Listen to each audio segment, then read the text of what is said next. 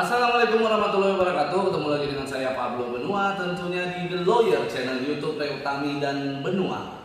Oke guys, kali ini gua akan sedikit membahas sebenarnya masalah viral blast ya, masalah viral blast yang sudah diakui bahwa ini adalah bisnis tipu-tipu. Dan begitu banyak orang yang sudah berkomentar, bahkan tersebar juga chattingan-chattingannya, bahkan ada rekaman suara Zoom meetingnya. Waduh, ini udah ngeri lah. Sebenarnya ini adalah skandal. Jadi kalau gua sebut ini adalah skandal viral blast gitu.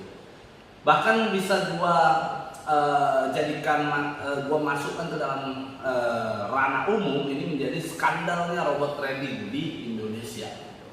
Nah, kalau kita bicara skandal robot trading, orang-orang pasti akan bertanya tuh, Bang, kalau seandainya kita melakukan laporan, gue tahu nih ya, banyak sekali orang-orang yang bertanya, karena gue belakangan kan suka membuat video, bahwa ayo guys laporkan, bahkan gue membuat sebuah posko pengaduan untuk teman-teman bisa mengadukan, siapapun itu bisa mengadukan, ayo adukan, lalu nanti kita akan perjuangkan hak Anda kembali gitu.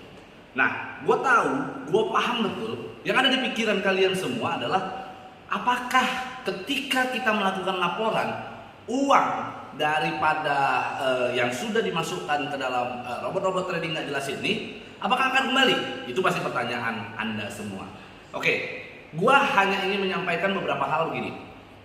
Yang pertama, sebagai seorang lawyer, gua mengatur etik gitu ya. Gua diatur oleh etik, bukan mengatur, tetapi gua diatur oleh etik daripada advokat. Dan di dalam undang-undang advokat, seorang advokat itu tidak boleh menjanjikan apapun itu ujung atau hasil dari penggunaan jasa advokat itu sendiri begitu. Jadi kalau kalian bertanya kepada gua secara profesi sebagai seorang advokat, Bang, apakah ketika kita melakukan laporan uang tersebut akan kembali, atau Bang, ketika gua menggunakan jasa Abang untuk melakukan laporan polisi, apakah uang tersebut akan kembali? Tentu saja gua tidak bisa menjawab, dan gua akan mengatakan kita serahkan kepada pihak yang berwajib, baik itu kepolisian, pengadilan dan sebagainya begitu. Jadi secara advokat, secara profesi gua akan menjawab seperti itu. Tetapi mari kita menggunakan akal sehat, kita menggunakan logik kita dalam berpikir begitu. Jika kalian tidak melakukan apa-apa, pertanyaan gua, apakah uang akan kembali? Apakah uang dapat dipastikan kembali kalau kalian tidak melakukan apa-apa? Tentu saja tidak begitu. Tentu saja kita tidak bisa mengatakan bahwa itu akan dipastikan kembali atau tidak begitu. Tetapi mari kita, gua akan kasih logik begitu. Kenapa dengan laporan polisi ada kemungkinan uang lebih besar kembali daripada kita tidak melakukan apa-apa? Begini, pada saat kita melakukan laporan polisi, Anda itu adalah korban, begitu ya.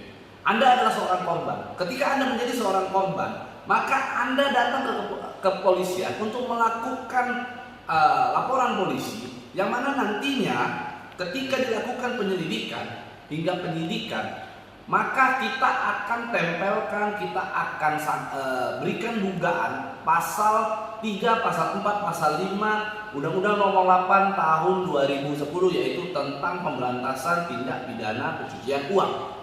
Jika ada tindak pidana pencucian uang di sana, bayangkan, maka akan begitu banyak aset, uang, dan bentuk-bentuk harta lainnya yang akan ditrace, yang akan ditelusuri oleh pihak penyidik kemana uang ini berada. Jika dia pernah transfer ke siapapun, maka orang-orang tersebut akan dipanggil. Orang-orang tersebut akan dipanggil dan diminta untuk mengeluarkan uangnya kembali dan lalu dilakukan penyitaan. Jika orang tersebut tidak dapat membuktikan kepentingan uang itu dalam hal apa, apakah dalam hal yang itikadnya baik atau dalam hal yang itikadnya buruk begitu. Atau misalnya mereka pernah melakukan pembelian emas begitu, emas batangan begitu, untuk mereka simpan, itu juga bisa ditelusuri. Ketika dari pihak penyidik melakukan penelusuran bahwa mereka pernah melakukan transfer kepada toko emas atau apapun itu bentuknya, maka dari pihak si toko emas ini akan menyampaikan bahwa oh benar, mereka telah memberikan emas, maka emas itu juga akan ditelusuri kemana? Ke orang tersebut begitu. Sehingga dapat gue pastikan penyidik akan bekerja dengan baik dan maksimal begitu. Kita tahu sendiri kepolisian Republik Indonesia kalau bekerja itu akan sangat modern, akan sangat tepat sasaran sekali begitu.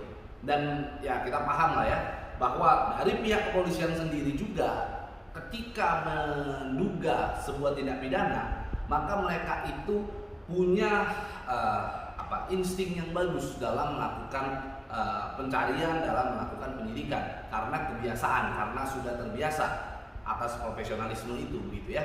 Jadi kalau gua ditanya, jika kita tempelkan tindak pidana pencucian uang, apakah seluruh barang bukti, uang-uang atau aset atau harta-harta yang mereka coba untuk alihkan uang ini menjadi harta, aset dan sebagainya, apakah bisa diambil oleh pihak kepolisian? Saya pastikan bisa, karena pihak kepolisian bekerja sangat profesional sekali.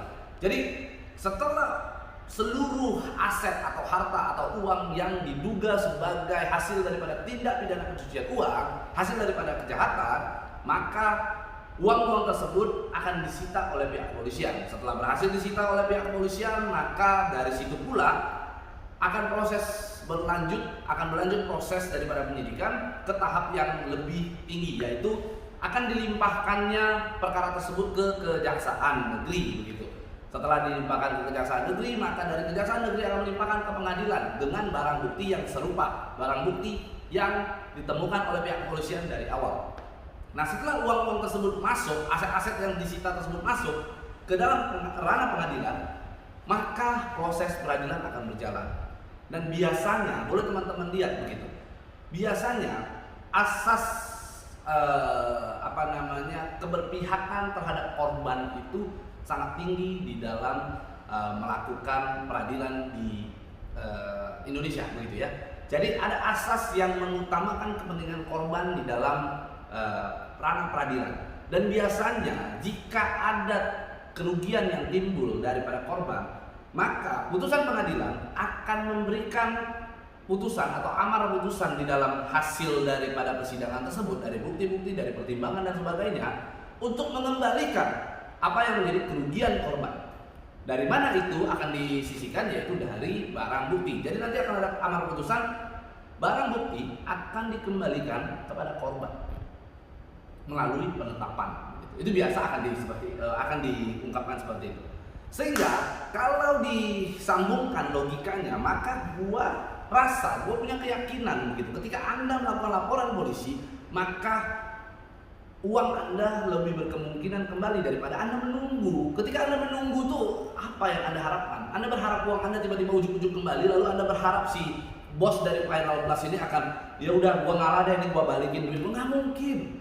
Sekarang heboh nih berita nih. Jangan-jangan kalau gua berprinsip nih, jangan-jangan dari bos-bos yang Final Plus ini sudah berpikir nih, gua mau kabur kemana nih? Jangan-jangan seperti itu. Ini dugaan gua ya. Sehingga ayo kita sama-sama kawal, bos. Jangan sampai Anda itu tertipu lah begitu. Anda jangan sampai masih mau dininabobokan begitu. Jadi segera Anda, siapapun korban daripada Viral Blast, langsung ambil langkah. Anda datang ke kantor polisi terdekat, laporkan. Jika Anda berada di Anda belum pernah merasakan melakukan laporan polisi seperti apa, Anda butuh pendampingan kuasa hukum, maka kami menyediakan laporan pengaduan atau hotline pengaduan yang Anda nanti bisa cek di sini lah ya. Di sini nanti akan gua simpan di sini sehingga teman-teman bisa melihat gitu ya. Ada nomor WA-nya, Anda bisa hubungi WA tersebut sehingga teman-teman bisa lebih leluasa. Anda bisa lebih leluasa untuk mengadukan, dan kita akan melakukan pendampingan terhadap Anda tanpa ada unsur profit ya, tanpa ada unsur profit. Dan kalau misalnya ada orang yang menawarkan ke kita, bang, kalau nanti seandainya uang gua kembali, gua akan bagi hasil deh kepada lu, ini. Gua katakan tidak. Anda boleh cek ya. Beberapa orang yang sudah datang ke kami menawarkan kami, ada yang mulai dari 5%, 10%, 15%, 20% sampai 30%, bahkan ada yang menawarkan 50-50. 50-50. Saya katakan tidak. Kalau itu menjadi hak Anda, maka itu akan dikembalikan kepada Anda gitu. Kami nyatakan tidak, kami tidak menerima uang-uang seperti itu, begitu ya. Ini untuk Anda tekankan, Anda boleh pikirkan matang-matang. Kami sama sekali tidak menerima uang dalam bentuk potongan hasil dan sebagainya. Kami sama sekali tidak berharap itu. Jadi teman-teman jangan mau digoreng-goreng. Intinya kami ikhlas membantu Anda, begitu ya. Kami ikhlas membantu Anda untuk memang misalnya Anda butuh bantuan. Tapi kalau memang Anda tidak butuh bantuan, Anda rasa Anda bisa melakukan laporan polisi, silakan. Kami justru lebih senang ketika Anda bisa lakukan laporan polisi itu, maka kami sangat mendukung. Dan saya kira Anda juga bisa mencari pengacara-pengacara di dekat Anda gitu. Ketika Anda punya pengacara-pengacara kenalan di dekat Anda bisa minta mereka untuk melakukan laporan polisi membantu Anda begitu. Ya, kembali lagi. Dan upayakan untuk tidak mengeluarkan biaya apapun lagi ketika Anda harus melakukan laporan-laporan polisi gitu ya. Intinya itu aja. Jangan lupa Anda ingat omongan saya. Ini bukan cuma untuk Viral Blast, tetapi ini untuk seluruh robot trading yang ada ya. Ini untuk seluruh robot trading yang jelas sudah dinyatakan ilegal oleh pemerintah. Anda harus siap-siap, Anda harus siap mental. Antara dua, apakah Anda memang masih berharap kembali atau Anda memang ingin uji nyali di dalam? Anda merasa bahwa wah ini gua ingin uji nyali bahwa ini benar apa tidak, ini bisa menguntungkan apa tidak. Anda harus pikirkan itu ya. Intinya mari kita sama-sama berjuang ya. Kita berantas robot trading di Indonesia. Kita berantas robot trading yang ilegal, robot trading yang meresahkan masyarakat, kita berantas gitu. Oke, itu aja dari saya. Jangan lupa untuk di-subscribe, di-like dan di-komen, dan jangan lupa juga untuk di-share agar kita dapat berbagi informasi untuk Indonesia yang lebih baik. Saya Pablo Benua. Ciao.